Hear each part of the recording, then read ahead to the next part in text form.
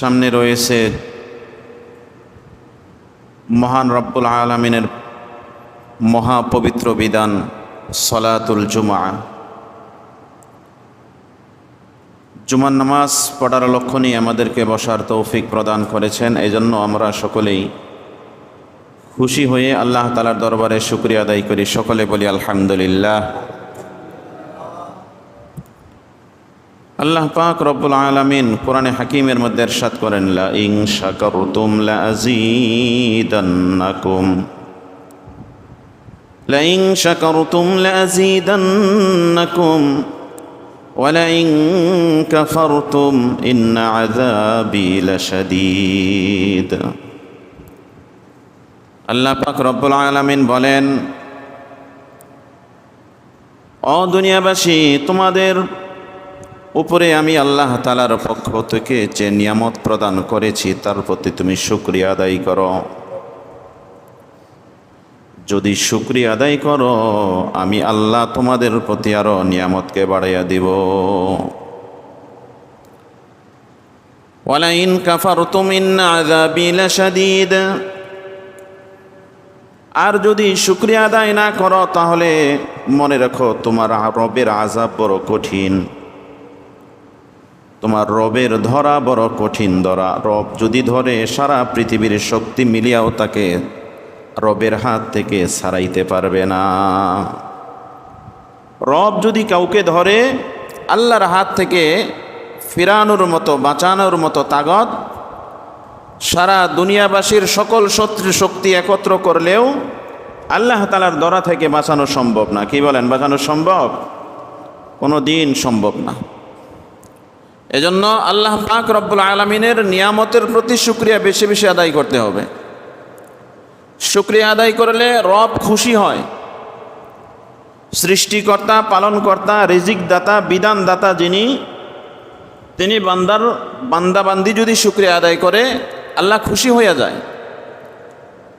আল্লাহ বলেন, লা আযীদান্নাকুম, খুশি হই, শুধু খুশি হই না, বান্দার প্রতি খুশি হইয়া বাজেট আরো বাড়াইয়া দেই। সুবহানাল্লাহ বলি সকলে। যে পরিমাণ বাজেট আল্লাহ তাআলা করেছিলেন, ওই বাজেটকে আল্লাহ তাআলা বাড়াইয়া দেয় আরো, যে বান্দা আমার প্রশংসা করেছে। ছোট্ট একটা ঘটনা বলি। হযরতে মূসা আলাইহিস সালাতু ওয়াস সালাম, মূসা আলাইহিস সালাতু ওয়াস সালামের জামানায় 6 মাস পর্যন্ত বৃষ্টি হচ্ছিল না। সারা দেশ হাহাকার করতেছিল, কোথাও পানি নাই। পানি পানি করতে করতে এক সময় পশু পাখিগুলা রাস্তাঘাটে বিভিন্ন জায়গার মধ্যে মরে পড়ে থাকতো। এমন মুহূর্তে খাওয়ার পানি ছিল না, ধোয়ার পানি ছিল না, ওযুর পানি ছিল না, গোসলের পানি ছিল না। নিরুপায় হইয়া মূসা আলাইহিস সালাতু ওয়াস সালামের কওম এসে মূসা নবীকে বললেন, ও আল্লাহর নবী মূসা, আপনি তো আল্লাহর নবী, আপনি তো আল্লাহর সাথে কথা বলেন, তাহলে আল্লাহর কাছে আজকে একটু আবেদন করেন, আল্লাহ যেন অতি তাড়াতাড়ি বৃষ্টির ব্যবস্থা করে দেয়। আর যদি সম্ভব হয় এটাও জেনে নেবেন, আজ থেকে কয় দিনের ভিতরে, কয় মাসের ভিতরে মহান আল্লাহ পাক রব্বুল আলামিন বৃষ্টি দিবেন। সম্ভব যদি হয় এটাও একটু জিজ্ঞাসা করেন যে আজ থেকে কয় দিনের মধ্যে আল্লাহ তাআলা বৃষ্টি দিবেন। মূসা আলাইহিস সালাতু ওয়াস সালাম কওমের অনুরোধে তুর পাহাড়ের দিকে রওনা করলেন। পথিমধ্যে একদল ব্যাঙের সাথে সাক্ষাৎ।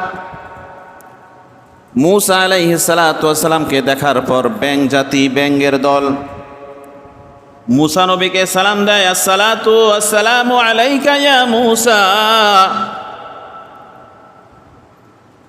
কালিমুল্লাহ। হে আল্লাহর নবী মূসা কালিমুল্লাহ, আপনি তো আল্লাহর সাথে কথা বলেন, নিশ্চয়ই আপনি তুর পাহাড়ে আজকে যাচ্ছেন আল্লাহর সাথে কথা বলার জন্য। আপনি তো জানেন আমরা ব্যাঙ জাতি পানিতে থাইকা অভ্যস্ত, বহুত দিন যাবৎ পানির অভাবে আমাদের কওম মারা যাচ্ছে, আমাদের কওমদের অনেক কষ্ট হচ্ছে। দয়া করে একটু জেনে আসবেন যে আজ থেকে কয় দিনের মধ্যে আল্লাহ পাক রব্বুল আলামিন বৃষ্টির ব্যবস্থা করবেন।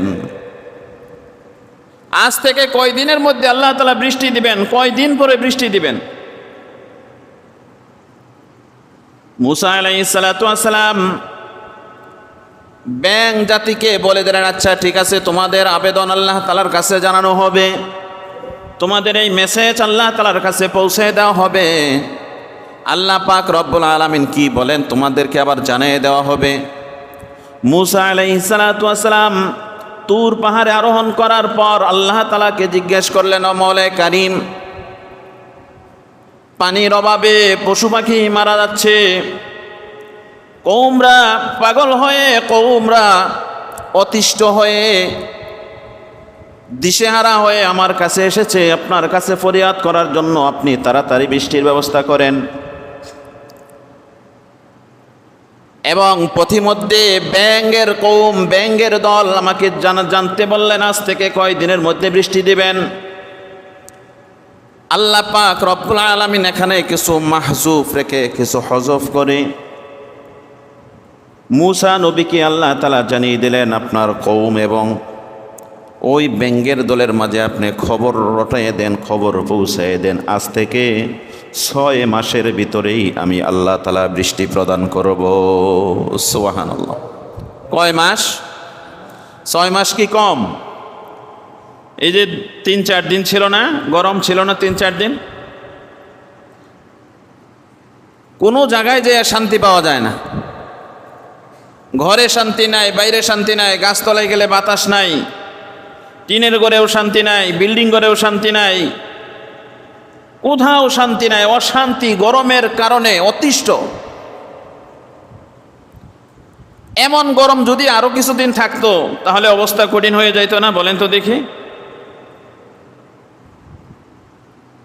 এমন একটা অবস্থা দাঁড়াইছিল যে কোথায় গেলে একটু ঠান্ডা লাগবে, কোথায় গেলে একটু বাতাস পাওয়া যাবে, কোথায় গেলে একটু শান্তি পাওয়া যাবে, সেখানে যদি আবার পানির অভাব দেখা দেয়, সময় মতো যদি পানি না পাওয়া যায়। আমাদের দেশে তো পর্যাপ্ত পানি আছে, ঠিক না? পানি আছে, কারেন্ট আছে, ওই সময় তো ওইগুলো ছিল না। কোন জায়গায় যদি 6 মাস 1 বছর বৃষ্টি না হয় তাহলে ওখানকার অবস্থা বড় কঠিন না? তার ভিতরেও মরুভূমির দেশ মিশর, মরুভূমি এলাকা, পাহাড়ি এলাকা, পাথুরি এলাকা, বালুকাময় এলাকা, ওই জায়গার গরম তাহলে আরো কত বেশি। হযরতে মুসা আলাইহিস সালাতু ওয়াস সালাম তুর পাহাড় থেকে নেমে যখন তার কওমের দিকে ফিরে যাচ্ছিলেন, আবার ওই ব্যাঙের দল রাস্তার মধ্যে অপেক্ষা করতেছিল কখন মুসা নবী আসবে। মুসা নবীকে দেখা মাত্র ওই কওম, ওই ব্যাঙের জাতি হযরতে মুসা আলাইহিস সালাতু ওয়াস সালামকে আবার জিজ্ঞাসা করে আল্লাহ তাআলার পক্ষ থেকে কি ফয়সালা নিয়ে আসলেন? আল্লাহ তাআলার কাছ থেকে আপনি কি ফয়সালা নিয়ে আসলেন? আল্লাহ কি বলেছেন? মুসা আলাইহিস সালাতু ওয়াস সালাম ব্যাঙ জাতিকে বলতেছে তোমাদের চিন্তার কোনো কারণ নাই, আল্লাহ তাআলার পক্ষ থেকে বলে দেওয়া হয়েছে আজ থেকে 6 মাসের মধ্যে আল্লাহ তাআলা বৃষ্টির ব্যবস্থা করে দিবেন। বলেন সুবহানাল্লাহ।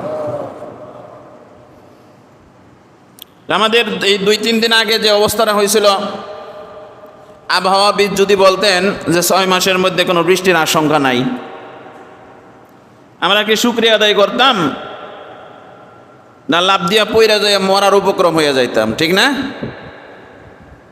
আবহাওয়াবিদ যদি বলতেন যে 6 মাসের মধ্যে বৃষ্টির কোনো আশঙ্কা নাই, যে পরিমাণ গরম উঠছিল, যে পরিমাণ তাফাল, যে পরিমাণ রৌদ্রি আর যে পরিমাণ যে অবস্থাটা হয়েছিল, আবহাওয়াবিদও যদি একথা বলতো যে 6 মাসের মধ্যে বৃষ্টির কোনো আশঙ্কা নেই,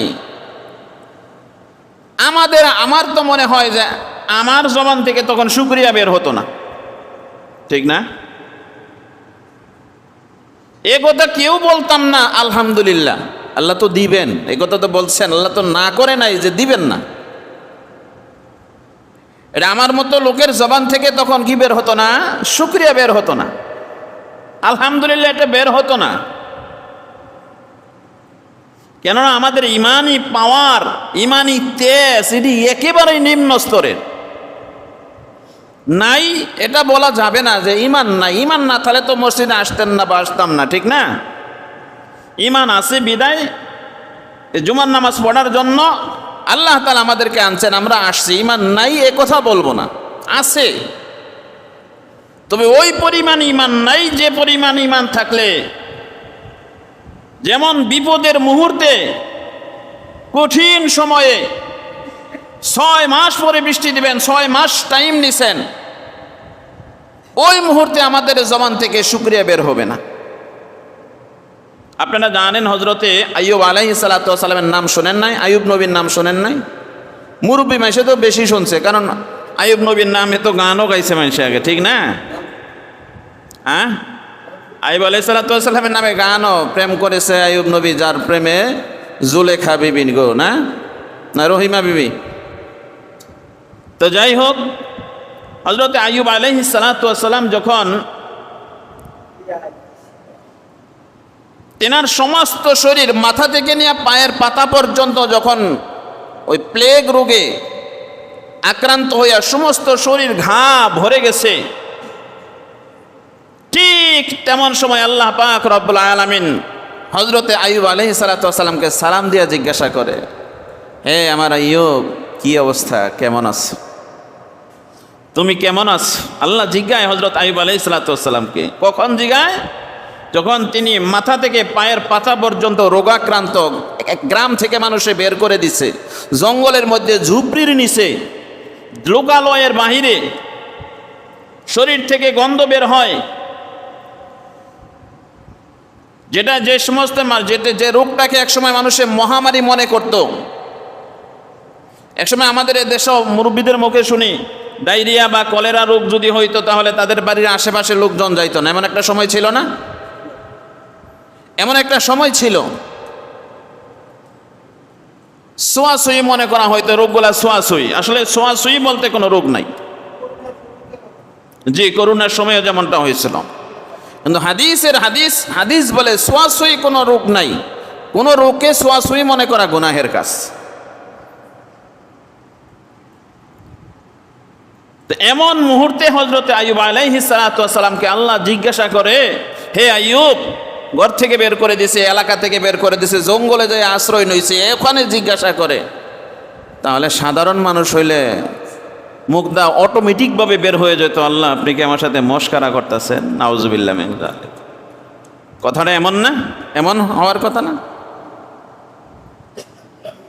যে মাথা থেকে পায়ের পাতা পর্যন্ত ঘায়ে জর্জরিত হয়ে গেছে, যে রোগের কারণে মানুষ তাকে, সম্মানিত একজন নবীকে এলাকা থেকে বের করে দিয়েছে, ওই নবীকে জঙ্গলের মধ্যে পড়ে থাকা অবস্থায় আল্লাহ জিগায়, হে আমার আইয়ুব, বলো তোমার কি অবস্থা? আইয়ুব আলাইহিস সালাতু ওয়াস সালাম বলে দেন, অফ করে বলে দিচ্ছেন, একটু টাইম নেন নাই, সঙ্গে সঙ্গে বলে দিয়েছেন আলহামদুলিল্লাহ। কেমন ধৈর্যের পরিচয় দিয়েছেন! হযরত ইব্রাহিম আলাইহিস সালাতু ওয়াস সালামের নাম শুনছেন আপনারা? কথা বলেন নাকি? ইব্রাহিম নবীর নাম শোনেন নাই? তার আদরের পুত্রর নাম কি ছিল? হযরতে ইসমাইল আলাইহিস সালাতু ওয়াস সালাম। যখন বয়স সাবালকে উপনীত হইছে, ফালাম্মা বালাগা মাআহু সা'য়া ক্বালা ইয়া বুনাইয়া ইন্নী আরা ফিল মানাম فلما بلغ معه السعي قال يا بني إني أرى في المنام আল্লাহ পাক রব্বুল আলামিন বলেন, ইব্রাহিম পুত্র ইসমাইল যখন বালেগে উপনীত হলো, যখন বালেগের কাছাকাছি গেল, তখন আল্লাহ তাআলার পক্ষ থেকে সংবাদ এলো, ও ইব্রাহিম, তুমি তোমার আদরের বস্তুটাকে আমি আল্লাহর জন্য কুরবানি করে দাও। ইতিহাস আপনারা জানেন, প্রথম দিন স্বপ্ন, প্রথম রাত্রে স্বপ্ন দেখলেন 100 উট কুরবানি করে দিলেন। আল্লাহ বলেন না, হবে না, প্রিয় বস্তু কুরবানি করতে হবে। আবার দ্বিতীয় রাত্রিতে স্বপ্ন দেখলেন যে তোমার, স্বপ্ন দেখার পরে 100 দুম্বা কুরবানি করে দিচ্ছে। আল্লাহ বলেন না, হবে না, প্রিয় বস্তুকে কুরবানি দিতে হবে। ইব্রাহিম আলাইহিসসালামকে তৃতীয় রাত্রিতে বলার পরে ইব্রাহিম আলাইহিসসালামের বুঝতে আর বাকি রইল না। সন্তানকে বললেন যে নিঃসন্দেহে আল্লাহর পক্ষ থেকে আমি আদিষ্ট হয়েছি, আল্লাহর পক্ষ থেকে আমাকে আদেশ করা হয়েছে, আমি আমার প্রিয় বৎসকে যেন, প্রিয় পুত্রকে কুরবানি দিতে বলা হয়েছে। সন্তানকে বলে, সন্তান হে আদরের বৎস, কি বলো তুমি? قال يا بني إني أرى في المنام أني أذبحك فانظر ماذا ترى قال يا أبت افعل ما تؤمر قال يا أبت افعل ما تؤمر قال তখন সে সন্তান বলে, বাবা বলে, বাবা তুমি কি বলো? আল্লাহর পক্ষ থেকে আদেশ হয়েছে তোমাকে কুরবানি দিতে হবে। قال তখন সন্তান বলে, ইয়া আবা ইফআল, ইয়া আবা, হে আমার আদরের বাবা, হে আমার পিতা মহোদয়, ইফআল, আল্লাহর পক্ষ থেকে যা আদিষ্ট হয়েছেন, যা আপনার প্রতি নির্দেশ দেওয়া হয়েছে তা মানতে আপনি পিছপা হয়েন না, আপনি পালন করেন। সুবহানাল্লাহ কবেন না আপনারা? বাবা বলে সন্তানকে, সন্তান আল্লাহর পক্ষ থেকে নির্দেশ আসছে তোমাকে কুরবানি দিতে হবে। সন্তান কি বলে?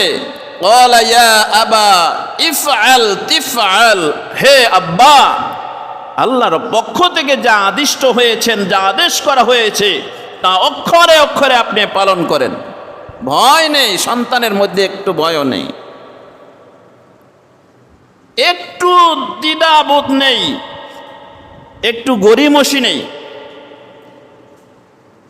তারপরে কি বলে, কি শোনেন শোনেন কি বলে? সাতাজিদুনি ইনশাআল্লাহ,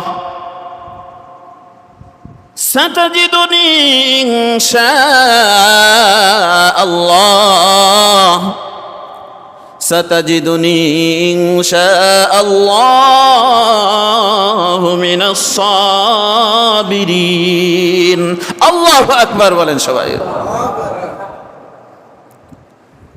সন্তান বলতেছে সাতাজিদুনি ইনশাআল্লাহু মিনাস সাবিরিন, আপনি আপনার রবের পক্ষ থেকে যে আদেশ করা হয়েছে আপনি তা পালন করেন, অবশ্যই আপনি আমাকে সবুরকারীদের মধ্য থেকে পাবেন। সুবহানাল্লাহ, সবুরকারীদের মধ্য থেকে আপনি আমাকে পাবেন। আমি ধৈর্য ধারণকারীদের মধ্য থেকে একজন। আল্লাহর রবের, আমার রবের হুকুম পালন করতে আমি কখনোই পিছপা হব না। আমি ইসমাইলের মতো, আমাকে যদি 100 বার জীবন দেওয়া হয়, আমাকে যদি আল্লাহর পক্ষ থেকে নির্দেশ দেওয়া হয় 100 বার কুরবানি দিতে, আমি ইসমাইল কখনো পিছপা হব না। সুবহানাল্লাহ, এটাকে বলা হয় সবুর, এটাকে বলা হয় শুকুর, শুকরিয়া। তো হযরত আইয়ুব আলাইহিস সালাতু ওয়াস সালামকে যখন জিজ্ঞাসা করা হলো, হে আইয়ুব তুমি কেমন আছো? একথা বলেন না, হে আল্লাহ আমি তো অসুস্থ, আমি তো রোগী, আমাকে লোক এলাকা থেকে বের করে দিয়েছে, হ্যাঁ আমি, আমার পুরা বডির মধ্যে রোগ রয়েছে, আমি কেমন থাকবো? একথা বলেন না যে আমি ভালো না। আসি না আমাদের মধ্যে, আসি না, আমরা আসি না? লজ্জার কি বিষয়? আমিও তো আমার থেকেও আমি বলতেছি, সামান্য একটু অসুস্থ হলে কেউ যদি জিগায় কিবা শুন গ বালা না, মুখটারে বেটকে দেয়া বালা না, ঠিক না? এরকম না, আমরা এরকম বলি না, বালা না, আমি বালা না। আল্লাহ বলেন লা ইন শাকারতুম লাযীদান্নাকুম ওয়ালাইন কাফারতুম ইন্না আযাবি লাশাদীদ। আরেক জায়গায় আল্লাহ তাআলা বলেন ওয়াল্লাযীনা ইউনফিকুনা ফিস সাররাই ওয়াদ-দাররাই ওয়াল গায়যা ওয়াল আফিনা আনিন নাস ওয়াল্লাহু ইউহিব্বুল মুহসিনিন। আল্লাহ বলেন যে সমস্ত বান্দা বান্দিরা, আমি আমার বান্দা বান্দিকে যে অবস্থায় রেখেছি, যেইভাবে রেখেছি, যাকে যেই পরিমাণ সম্পদ দিয়েছি, আমি যাকে সন্তান হাতে দিয়েছি অথবা কাউকে সন্তান দেই নাই, কাউকে সন্তান বেশি করে দিয়েছি, আবার কাউকে কম দিয়েছি, আবার কাউকে একেবারেই দেই নাই। আছে না নাই? কাউকে আল্লাহ তাআলা সম্পদের পাহাড় দিয়েছে, আবার আল্লাহ পাক রব্বুল আলামিন কাউকে মোটেও সম্পদ দেন নাই। কাউকে আল্লাহ তাআলা শাহী তখতে বসিয়ে ক্ষমতার আসন দিয়েছেন, আবার আল্লাহ পাক রব্বুল আলামিন কাউকে মোটেও সম্মান দেন নাই। কেননা এই যে মান, সম্মান, ধন, দৌলত, এগুলা বলেন তো দেখি কার হাতে? কোনো সন্দেহ আসেনি? আল্লাহ পাক রব্বুল আলামিন বলেন, ওয়াল্লাযীনা ইউনফিকুনা ফিস সাররাই ওয়াদ-দাররা, আমি আমার বান্দা বান্দিকে যে অবস্থায় রাখি, যদি তারা ওই অবস্থার উপরে থাকিয়া আমি আল্লাহর প্রশংসা করে, আমি আল্লাহর উপরে ধৈর্য ধারণ করে, সুখ দিলেও বলবে আলহামদুলিল্লাহ, কষ্টের মধ্যে থেকেও বলবে আলহামদুলিল্লাহ, সুস্থ থাকা অবস্থায় বলবে আলহামদুলিল্লাহ, অসুস্থ হওয়ার পরেও বলবে আলহামদুলিল্লাহ। সম্পদ দিছি ওখান থেকেও দান করে, টানাটুনা সংসার কোন রকমে চলে, এরপরেও দান থেকে বিরত থাকে না। পকেটে আছে, তার কাছে কেউ হাত বাড়াইছে, আল্লাহর ওয়াস্তে কিছু দেন, পকেটে হাত দেয়া দেখে যা আছে ফিরিয়ে দেয় না। আবার আছে যে পকেটে টাকা আছে, হাত বাড়ালে বিরক্ত বোধ ধেসকি দিয়া দেয়, জানতো না, বারবার বিরক্ত করো, ঠিক না? আছে না? আছে না? না, হাদিসের মধ্যে আসছে যে তোমার হাতটা সবসময় উপরে রাখার চেষ্টা করো, কেননা উপরের হাত অনেক দামি। যার হাত উপরে থাকবে তার হাতের সাথে আল্লাহর হাত তাড়াতাড়ি মিশে যাবে। বলেন সুবহানাল্লাহ। উপরের হাত বোঝেন তো, তাই না? উপরের হাত যে দান করে তার হাত হলো উপরে, যে গ্রহণ করে তার হাত হলো নিচে। এই জন্য দানকারীর হাত আল্লাহর হাতের রহমতি বরকতি হাতের সাথে মিশে যায়, তাড়াতাড়ি মিশে যায়। এই জন্য রসুল বলেছেন, পারলে তোমার হাতটাকে উপরে রাখো, নিচে রাখো না। দান করার তালে থাইকো, যা পারো তাই দান করো, অন্তত পক্ষে একটা খেজুরের আটি হলেও তা দান করো, চেষ্টা করো। কয় সম্পদ দিছি তারপরেও দান করে, দিন মজুর কামলা খেটে খায়, তারপরেও দান করা থেকে বিরত থাকে না। একজনকে আল্লাহ তাআলা কোটি কোটি টাকা দান করছে, 100 টাকা দান করতে কোটি কোটি টাকা দিয়েছেন, কোটি কোটি টাকার সম্পদ তাকে দিয়েছেন, 100 টাকা দান করতে তার হাত কাঁপে। আরেকজন দেখবেন সারাদিন হাড় ভাঙ্গা পরিশ্রম করার পরে 500 টাকা তার পকেটের মধ্যে ভরে, ওখান থেকেও সে 50 টাকা 100 টাকা দান করার চেষ্টা করে। আছে না নাই? আল্লাহ বলেন, এই জাতীয় স্বভাবওয়ালা লোক যারা হবে, আমি আল্লাহ তাদেরকে বেশি মহাব্বত করি। আল্লাহ বলেন, এই জাতীয় স্বভাব যে সমস্ত লোকগুলার ভিতরে থাকবে, ওয়াল্লাহু ইউহিব্বুল মুহসিনিন, আল্লাহ পাক রব্বুল আলামিন কসম করে বলতেছেন, আমি এই সমস্ত বান্দাবান্দিকে অত্যন্ত অত্যন্ত অনেক বেশি মহাব্বত করি।